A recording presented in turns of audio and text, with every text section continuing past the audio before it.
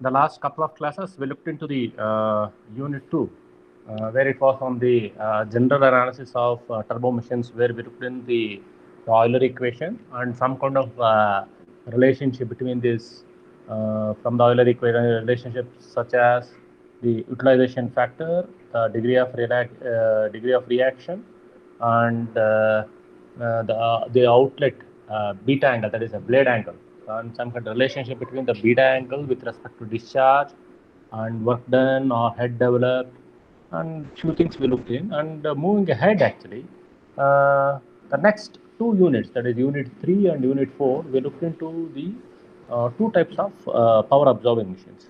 So in unit 3 we looked into compressors. So as a first part, I call it as 3A. We'll look into the centrifugal compressors, and in 3B, so the second part of unit 3, we look into the axial flow compressors, and when we come to the fourth unit, we'll look into what is called as centrifugal pumps. Now, so when I speak of power absorbing machines, when I speak of power absorbing machines, we broadly classify into two types. One is the compressible fluid, that is use of compressible fluids as the working substance, and the second one is the incompressible fluids. Okay, when we speak of compressible fluids, so most of the times we'll be using either air or gas actually. So in that testing, what are the different types of devices we look into is fans,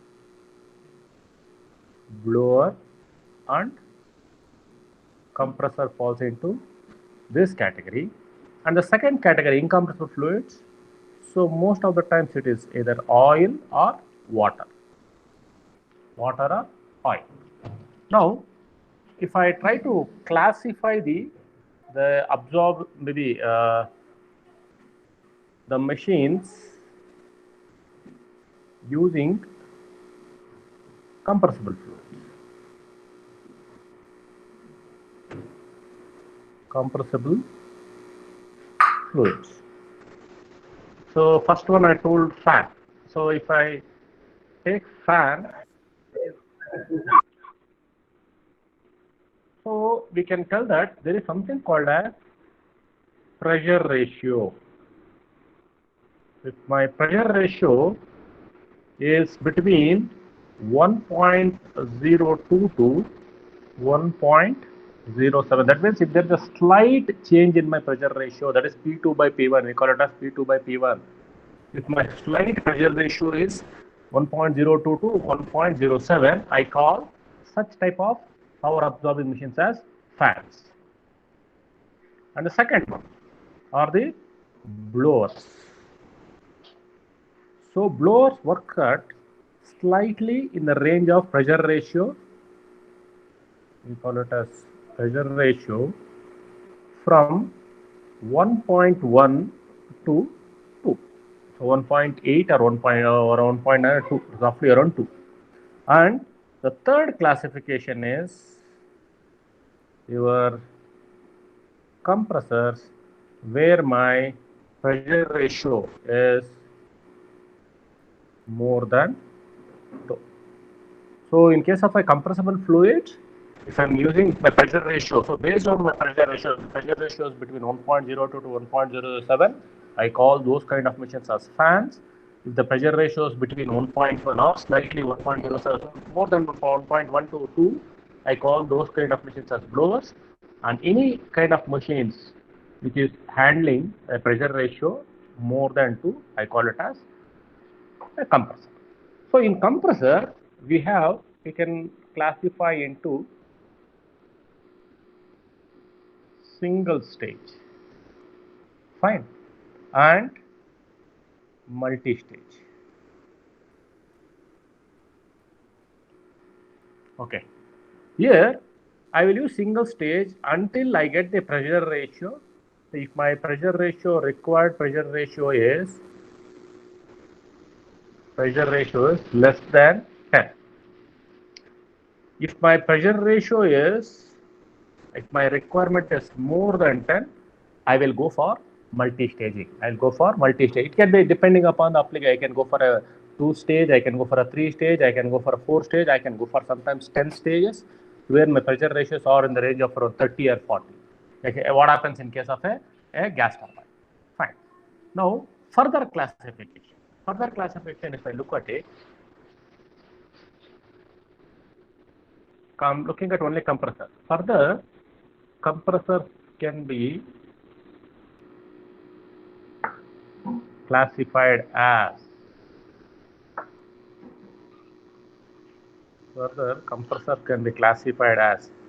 one, centrifugal, or few books they call it as radial flow compressor. Radial flow compressor. Why? The reason is flow is in radial direction, and it is mainly due to centrifugal force.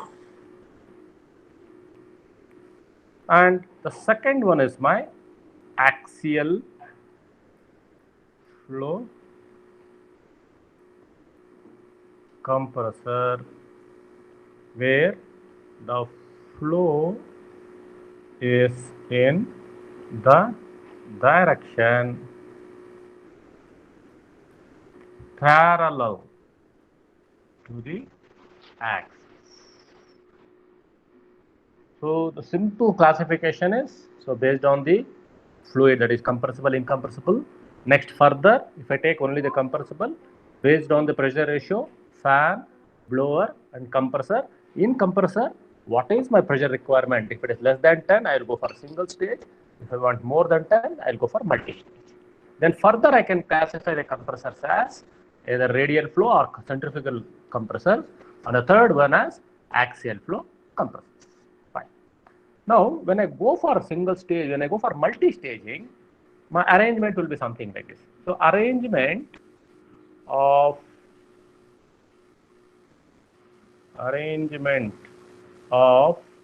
multi-stage compressor. Arrangement of multi-stage compressor. So here I can go for the first one, parallel arrangement. What is my parallel arrangement? So what I am going to have actually, so I'll be having, say for example, let's say 3 stage. So this is my first stage, second stage, and the third stage. See, first stage, second stage, third stage. All will have individual inputs. Fine. What I'm going to connect actually, the output from the 1, output from the 2, and output from the 3, I am going to connect it. So what is going to come here? I am going to get a discharge called as Q1 at the pressure P1. Then, so here also I will be getting a Q2, maybe see, sorry, let me call this as some P2. So let me call this as P1. All are at the inlets are at P1. So my pressure will be same. All the compressors will be operating at the same pressure. But my discharges, so this will be giving Q1, this will be giving Q2, and this will be giving Q3. So what I'm going to get actually, my combined, if I call this as a manifold, I'll be getting an output Q1 plus Q2 plus Q3. So when I will go for parallel arrangement, whenever I want high discharge. So whenever I want high discharge, that means I want to increase my flow rate, I will go for parallel arrangement. So similarly, I can go for series arrangement also.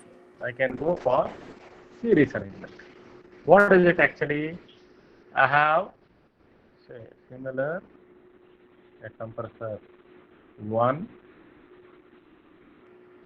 compressor 2, and compressor 3. So this will be my inlet, that is input P1. So what will happen? The output from the 1 will be given as an input to the second one, and output from the 2 is given as an input to the 3. So P2, P3. So what will happen if this is my, say if I call it as a Q, so my discharge remains the same, but I want high pressure. So I will be getting, so here I will be getting a pressure which is P3, which is very large. So when I want high pressure,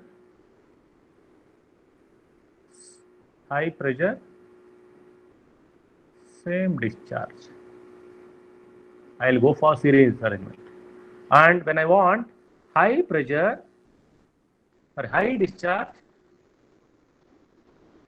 same pressure, I will go for the parallel arrangement. So these are the two types of arrangements we go for. We go in case of a compressors. Fine. Now, once we have seen this classification, all those things, let us look at the construction of the centrifugal pump or construction of the centrifugal compressor. Now, I have a sketch actually. I have taken the sketch of it. So it is exploded view.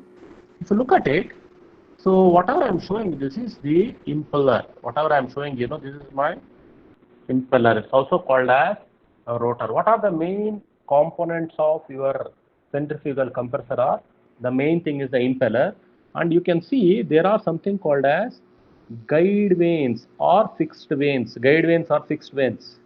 Fine. Why these are called guide vanes or fixed vanes? What is the purpose of it actually? The main purpose of these guide vanes or fixed vanes is to direct the fluid which is coming out of your impeller to the casing or out. There is something called there is a casing which will be covering the whole compressor.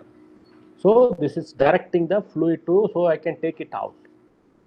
And you can see this, there is something called an inlet, and you can see this is called as eye of your compressor. Fine. This is called eye of the compressor, eye of the impeller. We got eye of an impeller. That means the center point where the fluid enters. The fluid enters, and it is the point where I could see the minimum pressure. Where this is the point at which I will see the minimum pressure, and I have written something called as outlet. It is the point at which I will see the maximum pressure. Now, so other anyhow, we have the shaft and all will be connected to motor. All those things are there. But I am looking at only centrifugal pump. Look at it. We have the rotor. We have the stator. So stator consists of guide vanes, and it consists of the inlet or maybe eye. And if you look at the rotor, we have, these are called as rotor vanes, and these vanes are twisted. These vanes are twisted in such a way that I can get a vane congruent flow, even though it's not parallel or straight, but still I should ensure that I get the parallel, that is a vane congruent flow or streamlined flow. Fine. Now, okay. So if it is assembled, how it looks like. So just I'm showing you, if it is assembled, how it's going to be a cut section of your centrifugal compressor. I'm showing you. So you have a shaft here. The drive shaft will be connected to your motor. Fine. And I'm going to connect the suction to the air, to your inlet or to the atmosphere. So the air will be, I've shown an arrow through which air will be entering your compressor. And you can see I have an impeller. This is my impeller, and you have something called as a diffuser passage. See, diffuser passage consists of, if you come back here, this is my diffuser passage. What I am showing now, circling, no, this is the diffuser passage, which consists of guide vanes. Fine. So the fluid will be going through that, and then you can see you have a discharge, and the whole thing is covered by a casing. The whole thing is covered by a casing. The casing will be covering your impeller, your guide vanes, everything is covered. So the fluid, it has one inlet and it has one outlet. So through inlet, the fluid will enter, the air will enter, and the outlet, the fluid will or air will go out. Fine. And you can see that there are something called as packing gland, all those things. These are to sealing. These are called as sealing glands to reduce the leakage. To reduce the leakage, just like we have a washer or some kind of a gasket for our pressure cooker, no? Similar to that, we have all these glands to reduce the leakage or to maintain the volumetric efficiency. So when, say for example, when these are operating, when the volumetric efficiency comes down, so we have to look into change this washer or change this gland so that I can improve or get back my volumetric efficiency, or the amount of discharge will, whenever you see the fall in my discharge, I have to change these packages or package glands. We call it a pack glands actually. All these glands, all this washer, all these sealings and all has to be changed. Okay. Let's look at the exploded view, a bigger view of an impeller. Now you can see the blade, this is the construction of a blade. You can see how they are twisted, and it is from hub to tip actually. So this is my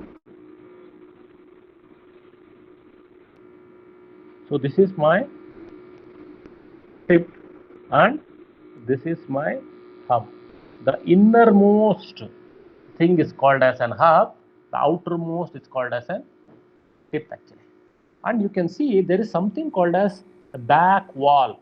See, the fluid will be flowing on the back wall, and you can see there is something. See, you have one blade, bigger blade, and in between you can see there are smaller ones. These are called as splitter blades. What is the purpose of the splitter blades? Splitter blades will split the fluid, and the splitter plates will ensure that I don't have any formation of wakes in the between my two blades. Okay, you have a full blade, and you can see the contour. You can see the contour of the blade. This contour of the blade has to be designed for a given machine, given type of a fluid for a given pressure ratio. This has to be designed. So you have a full blade. In between full blade, I will be having what is called as a splitter blade. And if I go for a smaller pressure ratio, then I won't find this splitter blades. Say for example, I want to go for something a pressure in the range of maybe around 3 bar or 4 bar. Then I won't see the splitter blade. But I want to go for 6 bar or 8 bar. So whenever the pressure ratio will increases, I may go for splitter blades. Splitter blades are not seen in a lower pressure compressors. That's clear? I am speaking only on centrifugal compressors. Once we have seen this, the construction of your centrifugal compressor, we do have different types of impellers.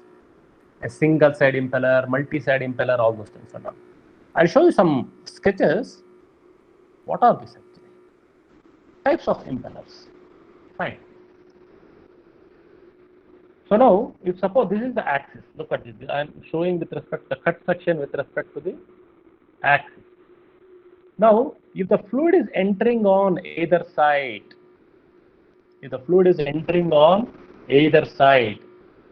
fine. So this is called as a multi-side, maybe. Yeah, you can see I have a sketch here. This one is this kind, and this is this kind of. So this is a single side impeller. The single side means I'll be having one inlet and one outlet. So this is my outlet and this is my inlet. So there are cases where I'll be having 2 inlets and 1 outlet. 2 inlets and 1 outlets. You can see I've shown some sketches to the right hand side for multi-impeller. That means you will be having the blade profile on either side of it, and you will be having the eyes. We call it as, instead of having single eye, we will have the eyes. So one eye to the left hand side, one eye will be on the right hand side. On both the sides, the fluid will be entering, and you will be having only one exit. 2 inlets, 1 exit. Fine. Now, see, usually some of most of the blades actually, they will be covered with what is called as shroud. What is this shroud actually? See, shroud is something which is covered. See, look at this. This is the thing which is covered on the blade, which will be at the exit towards the tip of the blade or toward the hub of the blade. Shrouds is most of the times will be toward the tip of the blade. This will reduce the splashing of the fluid on your casing. So this will ensure that fluid enters your casing smoothly. So that's why most of these, even people have tried, I think what we call it as, we do have what is called as shrouded blades. So the blade exit, the blade tip will be having a shroud. Okay, the blade tip will be having a shroud, and this will be acting as, this will be guiding the fluid to your exit guide vanes or fixed guide vanes. Okay. Now, so I was telling you in the previous class something about the backward curved vane and radial curved vane and forward curved vane. So I have some sketches. You can see that. So beta 2 is less than 90. You can see that the curve from inlets. This is from inlet to outlet. See the way it is at any given point. If I draw, this is my beta 2. At any given point, if I draw a tangent, this is my beta 2. And if you look at this actually, this is exactly almost beta 2 is 90. So beta 2 is greater than 90. This is greater than 90. This is beta 2 greater than 90. And this is the one where I have my beta 2 90.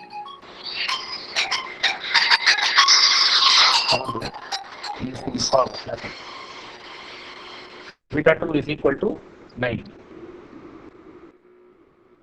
Fine.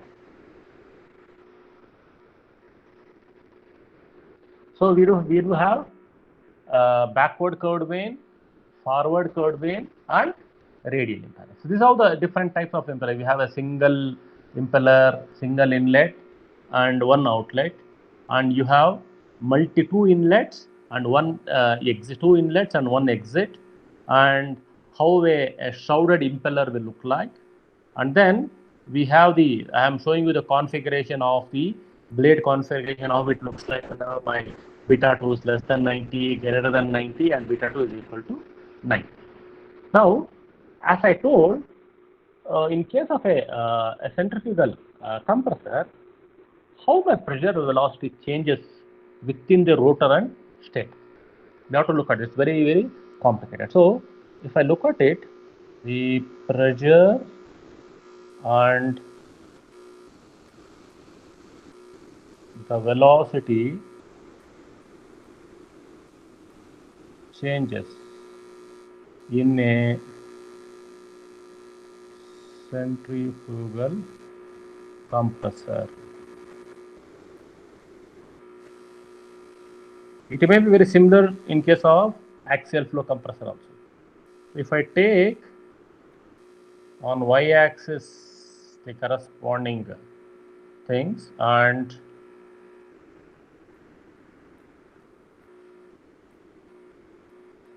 fine. So let me draw the rotor, because we do have, so this is your rotor part. This is your rotor part. Once you have the rotor, then you will be having a slight gap. You can't have exactly, because one rotor and stator can't be touching each other. We'll have a small gap actually. Then you have the, I'm just trying to show that how the pressure and velocity will be varying in the rotor and stator. So this is my rotor and this is my stator. Now, what will happen to your pressure and velocity? Let's try to. So, on the same graph, I will draw the pressure and velocity. So, both I am going to use different colors. Fine. Now, at any given point, if I use something like a blue color for pressure, you can't, at any given point, you can't go below your atmospheric pressure. So, that will be my data. Fine. So, fluid will enter in the rotor at, anyhow, what will happen before entering the rotor? There will be a drop in the pressure. I can see there is a slight drop in the pressure and it will enter. Now, there will be an increase in the pressure like this. There will be increase in the pressure. Fine. Then in the gap, so this is the gap actually. This is the gap. This is the stator. This is the rotor, and in the gap, what will happen? There will be a slight drop in the pressure. Slight drop in the pressure. Then it has to increase. Slight drop in the pressure, and then the pressure has to increase. And I will be getting the. And speaking of one particular stage, what will happen? This is a blue color for the pressure. So fluid enters at atmospheric pressure, and this is at the eye of the impeller. So there will be a slight drop in the pressure. You need not show that, but still I am trying to show here. Then the pressure will peak. The pressure will peak in the rotor. It will go to a particular point. Then in the gap there will be a slight drop in the pressure. Then it's going to increase in the pressure. Now what will happen to your velocity? What will happen to your velocity? So your velocity is a different color, is a green color. So velocity, the fluid will be entering at some velocity. Let me take it as some velocity. So let me show you. It is entering at some velocity. Fine. This is your velocity with which the fluid enters. Then in the rotor there is a gain in the velocity, and in the gap there will be a slight drop in the velocity. In the gap, in the drop in the velocity, and then what is the main purpose of the having the your stator guide vanes? In the stator guide vanes acts as a diffuser. What will happen there? There the kinetic energy gets converted to corresponding pressure. So this is the reason why we have a stator. So the velocity will be dropping further, and it may reach its entry velocity or near entry velocity. So the velocity will be dropping. What I'm showing in the green. So the velocity will keep on increasing in the rotor, and it will drop in the stator. And what will happen actually? The corresponding velocity gets converted to corresponding pressure in the stator. Suppose if it's a completely ideal case, that means I don't have any loss in my gap. So then your pressure will follow this path.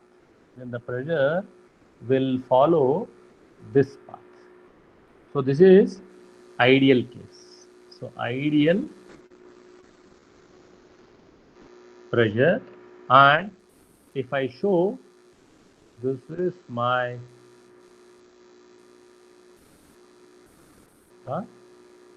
pressure. So I'm trying to show as simple as possible. So rather than drawing some and everything, what will happen? See, if this is on particular stage. One stage is nothing but I do have a rotor, I do have a stator. A combination of stator and rotor is called as a stage. And it can happen multiple. If I have the multiple, if I go for multiple stages, so it can be first stage, same thing can happen. The numbers may be varying. First stage number will be different from second stage number will be different from third stage.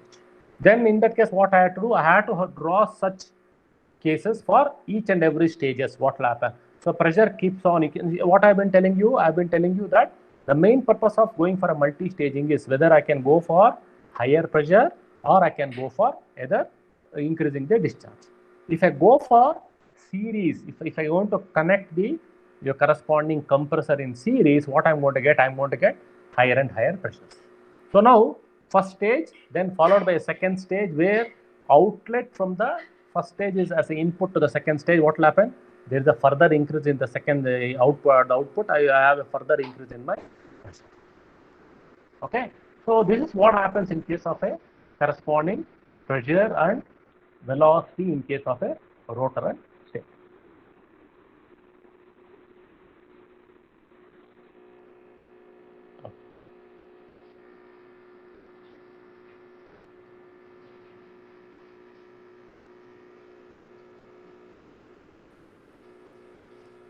Now we look into what is very important thing, what is called as enthalpy entropy diagram.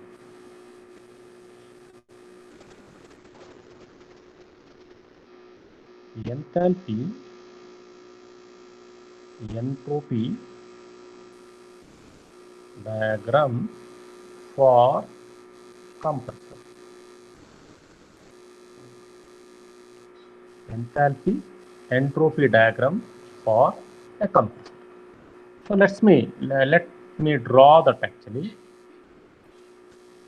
So this is my enthalpy and this is my entropy. So I have H here and I have my entropy here. So here, see, as I told, a single stage, a stage of your compressor is nothing, but I do have what is called as eye of the impeller, then you have the rotor, then you have the guide wheel. So my reference, I'm going to take something like this. So what are the reference I'm going to use? 0 to 1, I call it as eye of the impeller. Okay. Then from 1 to 2, this is my either, I can call it as impeller or rotor.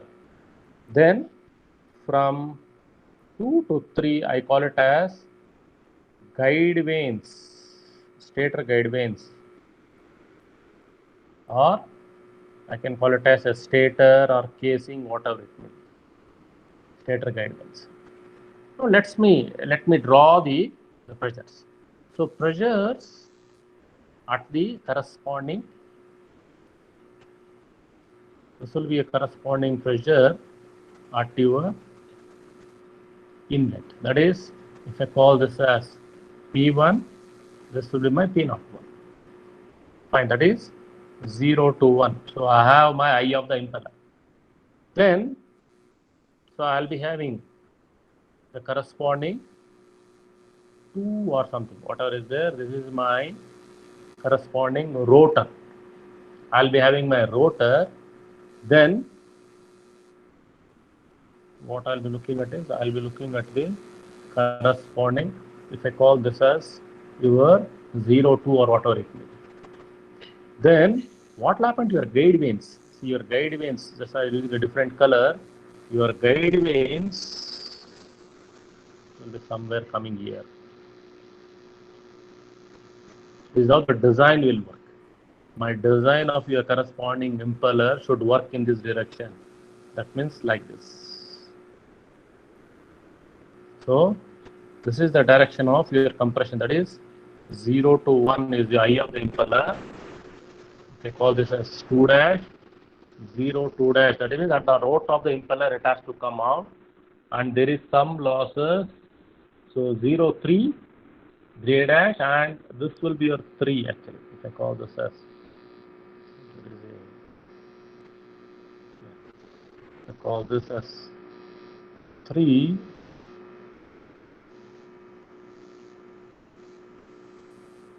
Yeah. This is how your design will work. So what will happen if I try to show the how my corresponding process will happen? If I try to show it, actually, it will be something like this. The actual compression will be going from 1 to 2 like this. Then it will go to 3. Then if I go for an isentropic kind of an thing without any losses, so if I try to show here, this will be 2, this will be 3, and if I try to show this, this is the corresponding velocity changes that is going to occur in case of, that means the conversion of your kinetic energy in the stator, if I call this as. Fine. And what happens here?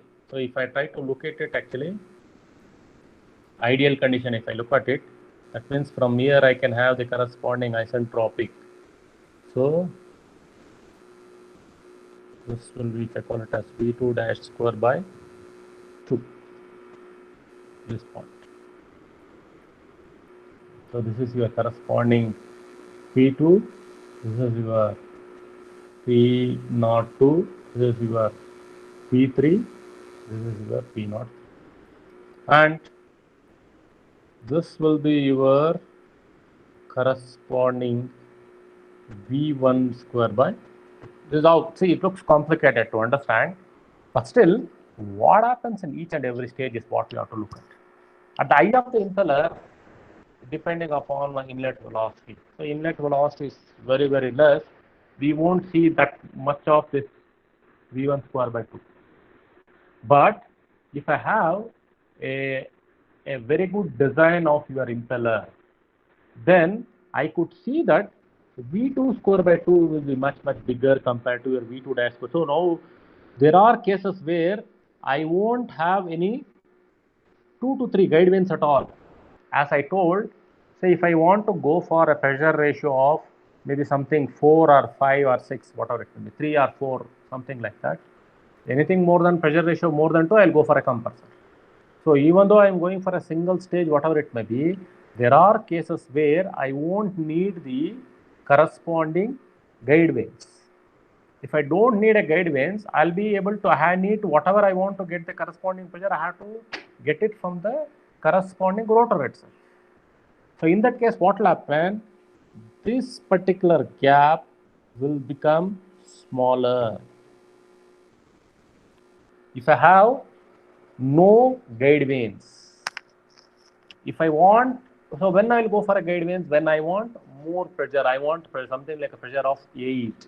So pressure ratio of 8. If I, in that case, what I will go? I will go for single stage with a guide vane. In that case, what will happen?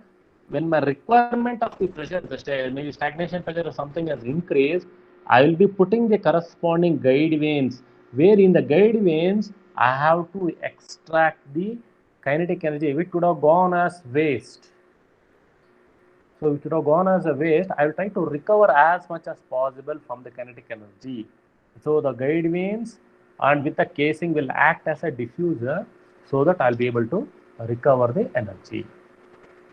So when I speak of guided vanes, actually, so maybe as I proceed, we will have a diffuser. We will have the diffuser 2 types. Maybe I'll be discussing it later. That is, we have what is called as a vaned diffuser, and the second one is a vaneless diffuser. We'll discuss about this particular thing. What is this vane diffuser? Vane diffuser means I do have the guide vanes. A vaneless diffuser means I don't have any guide. So whenever, depending upon my pressure, if my pressure requirement is less, I'll go for vaneless diffuser. If my pressure requirement is more, I'll go for vane diffusers. Fine. And in the previous class, I was telling you about something about the slip-in compressor, slip-in centrifugal compressor. What is this actually?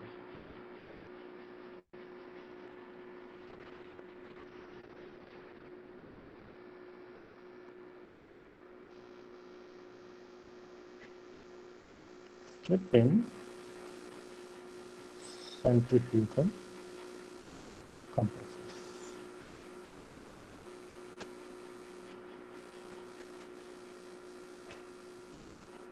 Okay. Now, let us look at the first condition where I've been telling you that we have most of the time we'll go with either two conditions. One is either beta 2 equal to 90 or beta 2 less than 90. Let's look at the beta 2 less than 90, then we'll come to beta 2 that equal to 90. Beta 2 less than 90. I will draw only the exit velocity triangle. If I draw the exit velocity triangle, so this is my V2,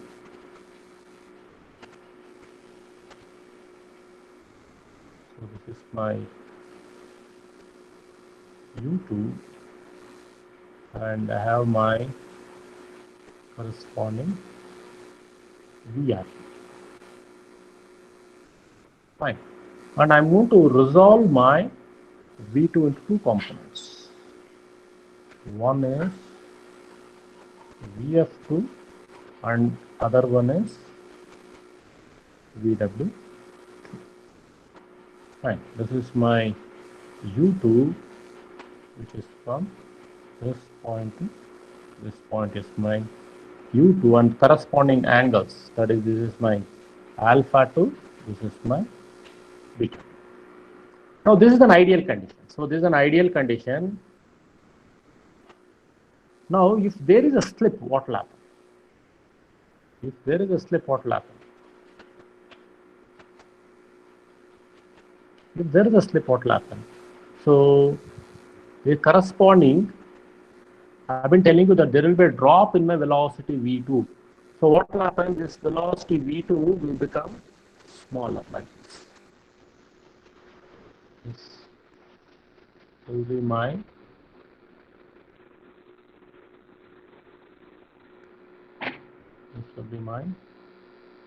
VW2 dash. Fine. And your velocity will get reduced like this. And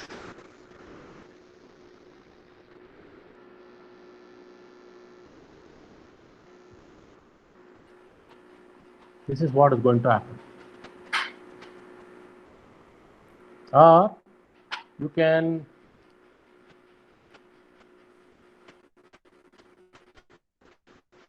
VW2 has become smaller.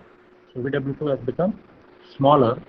So this is my, I call it as V2 dash, VF2 dash, and this is my corresponding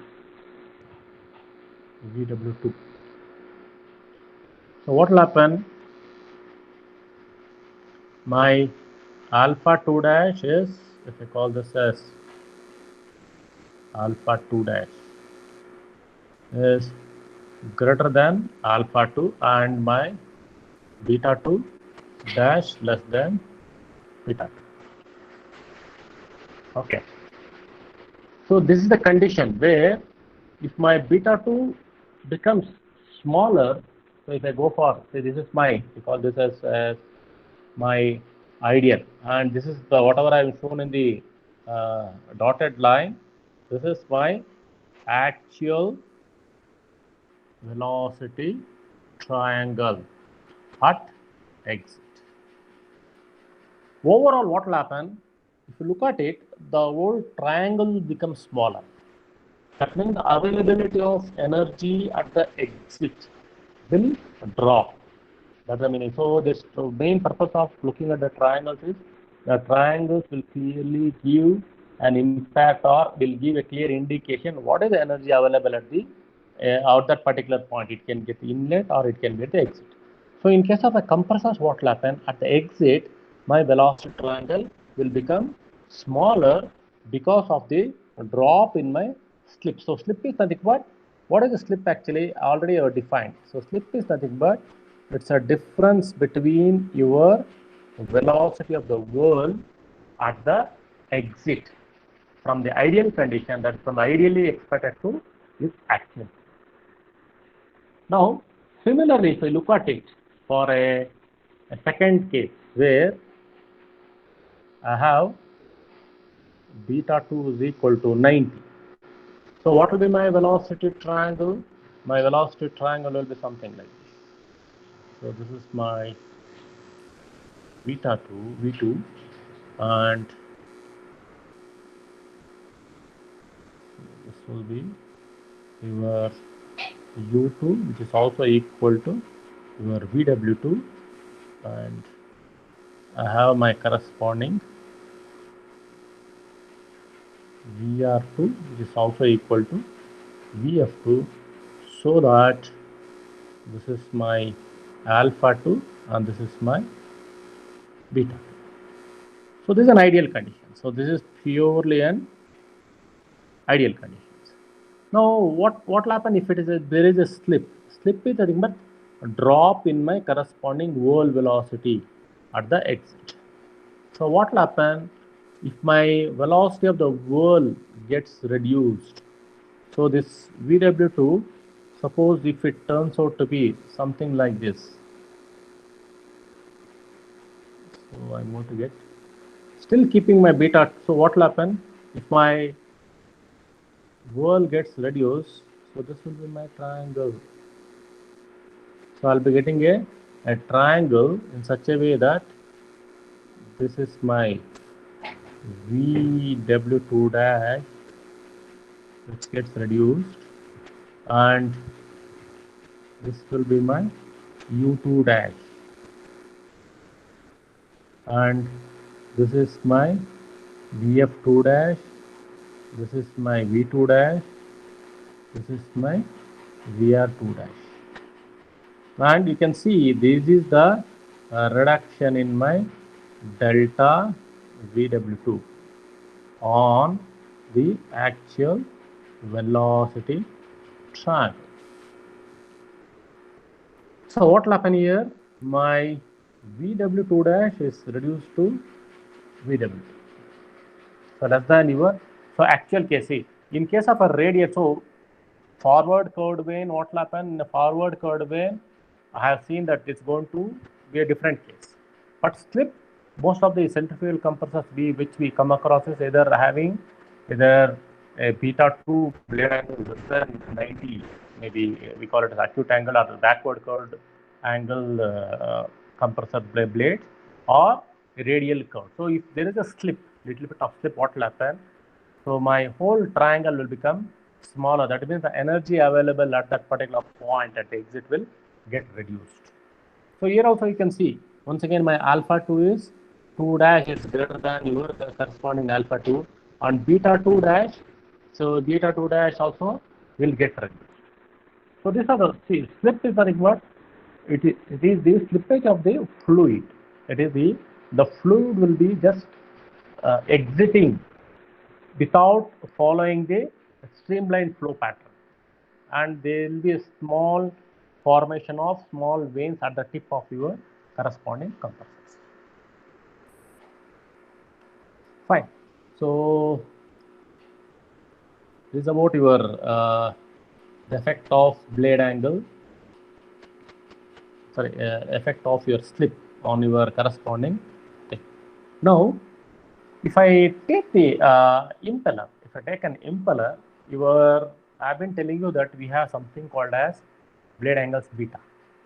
So if I consider an inlet velocity triangle, let us consider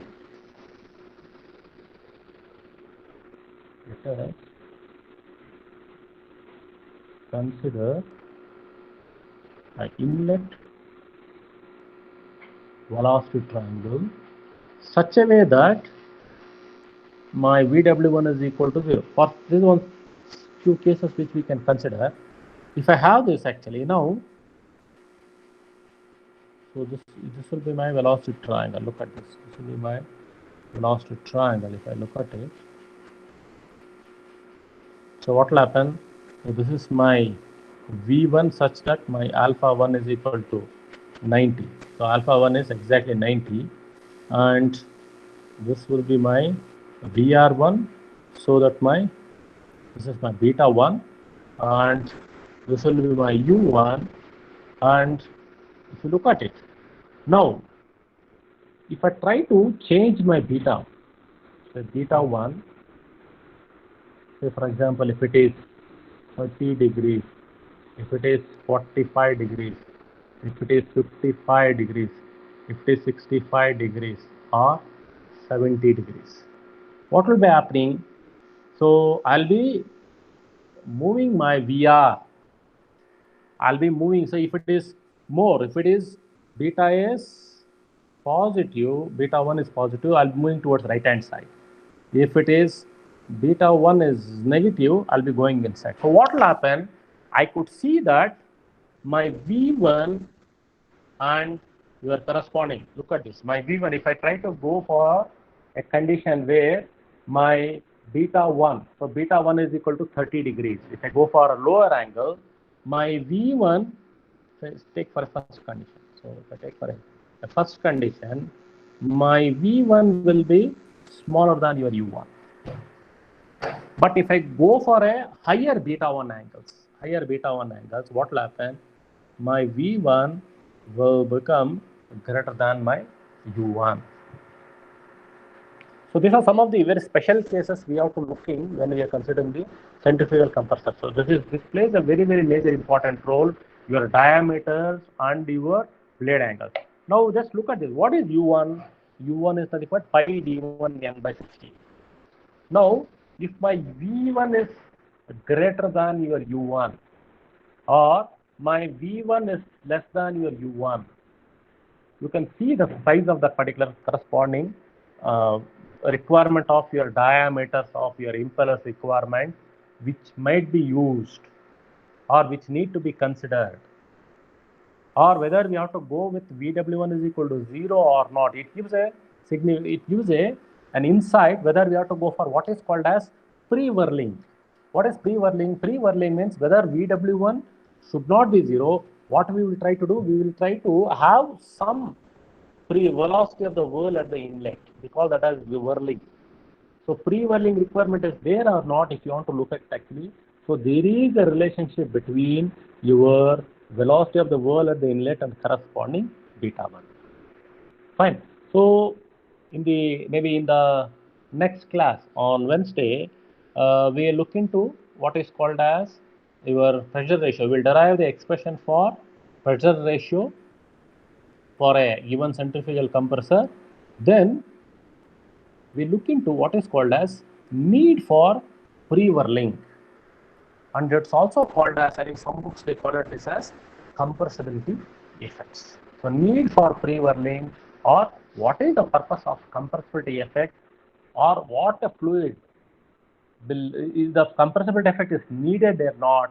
What will happen? We'll try to put the actual inlet velocity triangle and try to modify this corresponding VW1. Right now, this is here for this particular case, we have VW1 is equal to 0. If it is not 0, what will happen? I'll be getting a condition where this whole velocity triangle is going to change, and your corresponding beta also will play, beta 1 also plays an important role. So those things we'll try to look into it in the next class. So if there are any questions, so I can take up. If there is any questions on the chat window. So if there are any questions, please you can chat, you can type it.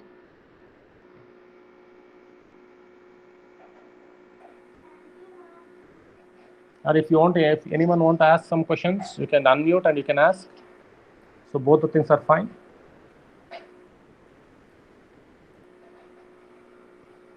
So whoever has put it in the recording, if there are no questions, you can just switch off the record.